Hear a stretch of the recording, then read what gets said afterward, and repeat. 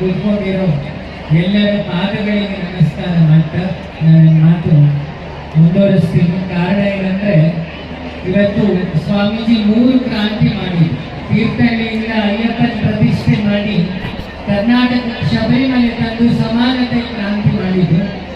ಸ್ವಾಮೀಜಿ ಆಯುರ್ವೇದ ಓದಿದ್ದು ನನ್ನೂರಲ್ಲಿ, ಅವರು ಡಾಕ್ಟರ್, ನಾನು ಇಂಜಿನಿಯರು. ನಮಗೆ ಇಂಜಿನಿಯರಿಂಗ್ ಸಮಸ್ಯೆ ಆದರೆ ಡಾಕ್ಟರ್ ಹತ್ರನೇ ಬರಬೇಕು. ಹಾಗಾಗಿ ಅದರ ಜೊತೆಗೆ ಇವತ್ತು ಭಾಷಾ ಕ್ರಾಂತಿಯನ್ನು ಮಾಡಿದ್ರು. ಒಂದು ಕರ್ನಾಟಕ ಭೂಪಟನ ಸ್ವಾಮೀಜಿ ಹತ್ರ ಹೇಳ್ತಿದ್ದೆ, ಒಂದು ಮೂವಿ ಡೈರೆಕ್ಟರ್ ಆಗಬೇಕಿತ್ತು, ಇಲ್ಲ ಟಿವಿ ಚಾನೆಲ್ MD ಆಗಬೇಕಿತ್ತು ನೀವು. ಈ ಕಡೆ ಗೀತಕ್ಕೆ ನಾವು ಹೇಳಿದಾಗೆ ಒಂದು ಕಡೆ ವರ್ಲ್ಡ್ ರೆಕಾರ್ಡಿಂಗ್, ಈಚೆ ತೀರ್ಥಹಳ್ಳಿಯ ತೆಪ್ಪೋತ್ಸವ, ಮತ್ತೆ ಮಲೆನಾಡ ಕಲ್ಪವೃಕ್ಷ ಇಲ್ಲಿದೆ, ಅಡಿಕೆ ಹುಂಬಾಳೆ. ಈ ಮೈಲಿಗೆ ಆಗಕ್ಕೆ 2 ಹೂವು ಇದ್ರೆ ಅದು ತೆಂಗಿನ ಹೂವು ಮತ್ತೆ ಅಡಿಕೆ ಹೂವು, ಮೈಲಿಗೆ ಆಗಕ್ಕೆ ನೀರಿದ್ರೆ ಅದು ತೆಂಗಿನ ಎಳನೀರು. ಅದರ ಮೂಲಕ ಇದನ್ನು ಉದ್ಘಾಟನೆ ಮಾಡಿ ಇಲ್ಲಿ ಏನೆಲ್ಲ ಸೇರಿಸ್ತಿಲ್ಲ ಅಂತಿಲ್ಲ. ಈ ಕೇರಳದ ಪಂಚವಾದ್ಯ ಇದೆ, ಈ ಕಡೆ ನಮ್ಮ ತೀರ್ಥಹಳ್ಳಿಯ ಕಾರ್ತಿಕ ದೀಪ ಇದೆ, ಈ ಕಡೆ ನಮ್ಮ ಕನ್ನಡದ ಹೆಂಗಸರಲ್ಲೇ ಕರ್ನಾಟಕದ ಧ್ವಜ ಹಾಕಿ ಆ ಡ್ರೆಸ್ಸಲ್ಲೇ ಸ್ಯಾರಿ ಹಾಕಿದ್ದಾರೆ. ನಮ್ಮ ಒಂದೇ ಒಂದು ರಾಜ್ಯ ಭಾರತ ಮಾತೆಯನ್ನು ಬಿಟ್ಟರೆ ದೇವಿ ರೂಪದಲ್ಲಿ ಇರೋದು ನಮ್ಮ ಕರ್ನಾಟಕದ ಭುವನೇಶ್ವರಿ ಮಾತೆ. ಇವತ್ತು ಈ ಪ್ರೋಗ್ರಾಮ್ ಅನ್ನು ಸ್ವಾಮೀಜಿಯವರ ವಿಷನ್ ಎಲ್ಲ ಕನ್ನಡ ಸಂಘದವರು ಇಲ್ಲಿದ್ದೀರಿ.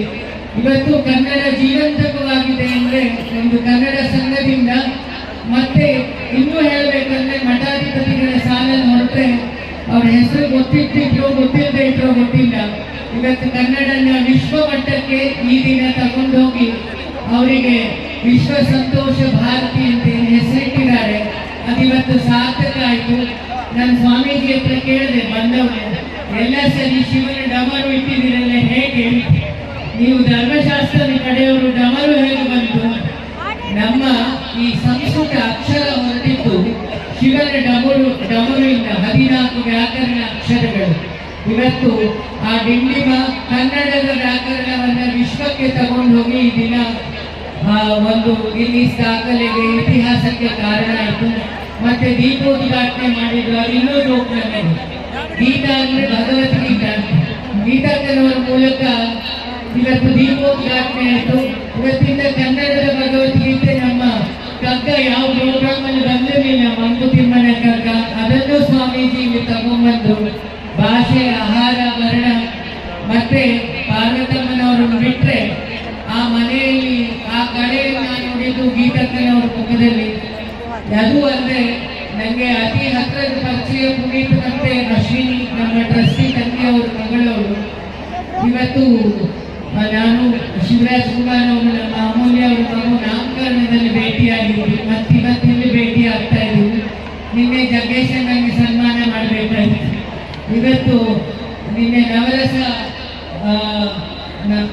ನಟನಿಗೆ ಸನ್ಮಾನ ಆಯಿತು. ಇವತ್ತು ಸ್ವಾಮೀಜಿ ನಮ್ಮ ಕರ್ನಾಟಕದ ಮಾಣಿಕ್ಯ ಶಿವರಾಜ್ ಕುಮಾರ್ ಅವರಿಗೆ ಸನ್ಮಾನ ಮಾಡುವ ಯೋಗವನ್ನು ನಮಗೆಲ್ಲ ತಂದಿಟ್ಟಿದ್ದಾರೆ. ಮತ್ತೆ ನಮ್ಮ ಹಾಸನದವರು ಶಿವಾನಂದನ, ಮತ್ತೆ ಭಾರ್ಗವ ಈ ಸಣ್ಣ ವಯಸ್ಸಲ್ಲಿ ನಟನೆಯನ್ನು ಪ್ರಪಂಚಕ್ಕೆ ತಂದು ತೋರಿಸ್ತವರು. ಇನ್ನೊಂದು ವಿಚಾರ ಹೇಳಬೇಕಂದ್ರೆ, ನಮ್ಮ ಒಂದು ಸಣ್ಣ ರಿಕ್ವೆಸ್ಟ್, ನಾವೆಲ್ಲ ಸ್ವಾಮೀಜಿ ಇಷ್ಟು ದೊಡ್ಡ ಯಜ್ಞ ಮಾಡಿದ್ರು. It's a programme, it's a Kannada ಯಜ್ಞ. ಈ ಕನ್ನಡ ಯಜ್ಞವನ್ನ ಸರಿಯಾದ ಜನಗಳೇ ಅದನ್ನು ಉದ್ಘಾಟನೆ ಮಾಡಿದ್ರು. ಮಹಿಳೆಯರ ತಾಕತ್ತೇನು ಅಂದ್ರೆ, ರಾಜ್ಕುಮಾರ್ ಅವರಿಗೆ ನಾವೆಲ್ಲ ತುಂಬಾ ಗೌರವಿಸ್ತೀವಿ. ರಾಜ್ಕುಮಾರ್ ಅವರಿಗೆ ಒಂದು ಪವರ್ ಸೆಂಟರ್ ಇತ್ತು ಭಾರತಕ್ಕನವರು. ಹಾಗೆ ನಮ್ಮ ಶಿವಣ್ಣವರಿಗೆ ಒಂದು ಪವರ್ ಸೆಂಟರ್ ಇದ್ದಾರೆ ಗೀತಕ್ಕ. ಅವ್ರ ತಂದೆ ಬಗ್ಗೆ ಅವ್ರ ಪಾಪ ಈಗ ಹೇಳಿದ್ರು. ನಮ್ಮ ಮನೆಯಲ್ಲಿ ನಮ್ಮ ಅಪ್ಪನ ರೂಮಲ್ಲಿ ಒಂದು ಫೋಟೋ ಇದೆ, ದೇವ್ರ ಫೋಟೋ ಬಿಟ್ರೆ ಅದು ಬಂಗಾರಪ್ಪನವ್ರ ಫೋಟೋ. ಅವರ ಫ್ಯಾನ್ ನಮ್ಮ ತಂದೆ.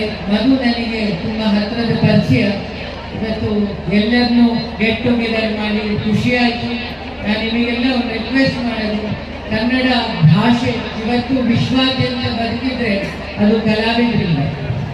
ಇವತ್ತು ಕನ್ನಡ ಜೀವಂತವಾಗಿ ಒಂದು ಕನ್ನಡದ ಧ್ವಜ ಯಾರಿದ್ರೆ ಡಾಕ್ಟರ್ ರಾಜ್ಕುಮಾರ್ ಅವರು, ಅವರನ್ನು ಸ್ಮರಿಸ್ತಾ ಭಾಷೆಗೆ ಇಡೀ ಜೀವನ ಇಟ್ಟವರು. ಅವ್ರ ಫ್ಯಾಮಿಲಿಯವರಿಂದ ಗುರುಗಳ ಮಗಳು ಈ ಕೆಲಸ ಮಾಡಿಸಿದ್ದಾರೆ, ಅದು ಇನ್ನೊಂದು ಸಂತೋಷ. ನಾವೆಲ್ಲ ದೇವರಿಗೆ ತಿರುಪತಿಗೆಲ್ಲ ದುಡ್ಡು ತಂದಿರ್ತೀವಿ.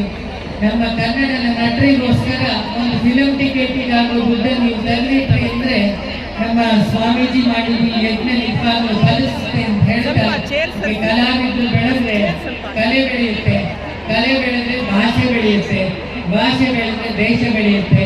ಈ ದೊಡ್ಡ ಕೆಲಸವನ್ನು ಮಾಡಿದ ಸ್ವಾಮೀಜಿ ಅವರಿಗೆ ಇನ್ನೊಮ್ಮೆ ಕೃತಜ್ಞತೆ ಸಲ್ಲಿಸ್ತಾ, ನಮ್ಮೆಲ್ಲ ಮಹಿಳೆಯರು ಏಕಕಂಠದಲ್ಲಿ ಇವತ್ತು ಈ ವಾತಾವರಣವನ್ನ ಒಂದು ವೈಭವ ಲಕ್ಷ್ಮಿ ವ್ರತ ಅಂತ ಹೇಳ್ಬೋದು ಮಟ್ಟಕ್ಕೆ ತಂದಿಟ್ಟಿದ್ದಾರೆ. ವಯಸ್ಸಾದವರು ಏಜನ್ನು ಕೇರ್ ಮಾಡಿದ್ರೆ 7 ಹಾಡನ್ನು ಹಾಡಿ ನಮಗೂ ಪಾಠ ಕಲಿಸಿ ಹೋಗ್ತಾ ಇದ್ದೀವಿ ನೀವೆಲ್ಲ ಇವತ್ತು. ಎಲ್ಲರಿಗೂ ಧನ್ಯವಾದ.